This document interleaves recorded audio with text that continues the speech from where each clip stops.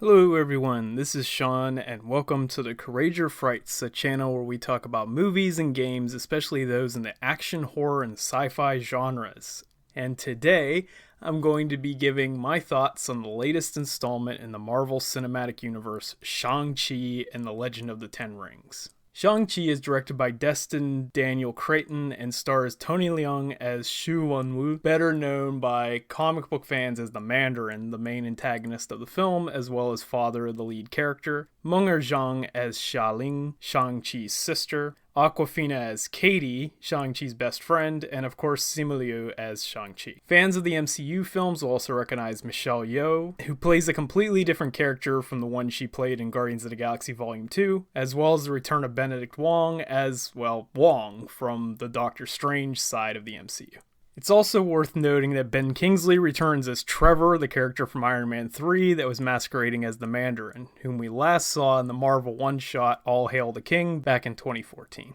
The film begins with a series of concise flashbacks stretching as far back as 1,000 years ago, explaining the events leading up to the current storyline. It turns out that Shang-Chi's father, the Mandarin, Shu Wenwu, is an immortal Chinese warlord who spent more than 1,000 years carving out an empire and later becoming the head of an assassin organization known as the Ten Rings. So named because of the mysterious 10 rings that he wears at all times. These rings are items of unknown origin that grant the wearer enhanced abilities, which not only make them stronger in combat, but also prolong their life, effectively making them immortal as long as they are worn. Eventually, Wenwu discovers the existence of a magical land called Ta Lo, hidden away somewhere in a forest in China, and becomes obsessed with finding it. He does so, and there he meets Leung, played by Fa Chen, the guardian of the magical village,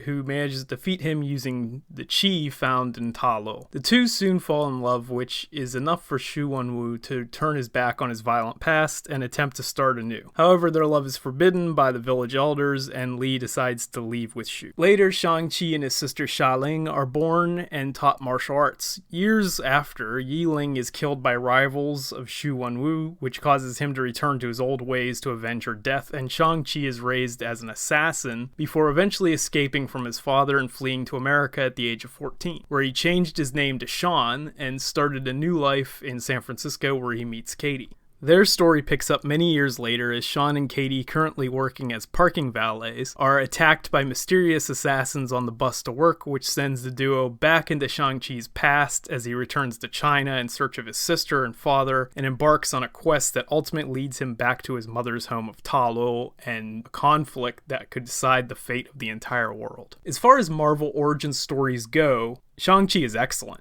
Easily one of the best in recent years, and does a great job introducing a character that's largely unknown to the vast majority of casual comic book fans and general audiences. The story and characters were great. The setting of Ta Lo is especially interesting as it introduces the concept of an alternate dimension fairyland complete with magic and magical creatures, which leads the door open to the introduction of other such realms in the future. The action here is excellent, with one of my only major complaints being that the direction is a bit weak during some of the fights, as it does suffer from the typical Hollywood problem of cutaways or awkward close-ups that detract from the overall impact. Although it's not nearly as bad here as in many other Hollywood blockbusters such as the Dark Knight trilogy, for instance. Simu Liu, whose acting career began as a stuntman with a background in Taekwondo and Wing Chun, really shines in the fight scenes, and it's very clear that he's more than capable of achieving the physicality required for the role of Shang-Chi. The choice of martial arts here is also great, as the fighting style used by Tony Leung is a much more brutal external southern style using elements of Hung Gar, which is especially fitting as the Iron Rings, from which the cinematic portrayal of the Ten Rings is based, is a form of combat training used in that style. In contrast, the fighting styles shown by the inhabitants of Ta Lo rely on the soft internal movements found in northern styles like Tai Chi and Bagua Zhang, most famous for inspiring the airbending techniques in the animated Avatar series.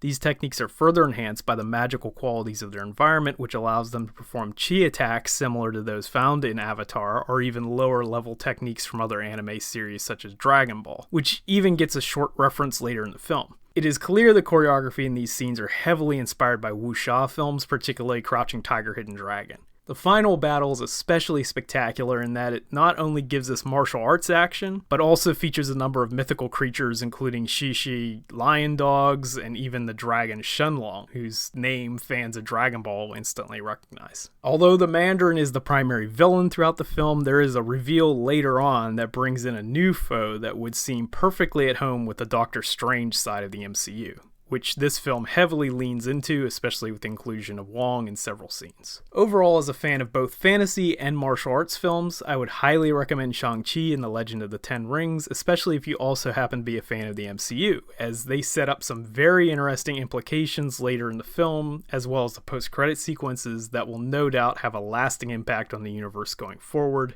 And it is very clear that Shang-Chi is here to stay, likely taking on a much more prominent role in the future. On a side note, as someone who is not a fan of Iron Man 3, of which I know I'm not the only one, this film actually goes to great lengths to fix some of the problems with that one, and although I haven't watched it recently, I suspect that Shang-Chi will actually greatly improve my feelings towards Iron Man 3, now knowing what was really going on in the story. If you saw Shang-Chi, let me know your opinion in the comments below. And if you liked this video, give it a thumbs up and consider subscribing for more MCU content in the future. I try to post something at least 2 to 3 times a week, sometimes more, and we also do a podcast on this channel where I discuss the latest movie and gaming news, so if that's something that interests you, be sure to check those out as well. I hope you all have a wonderful day, and as always, thanks for watching.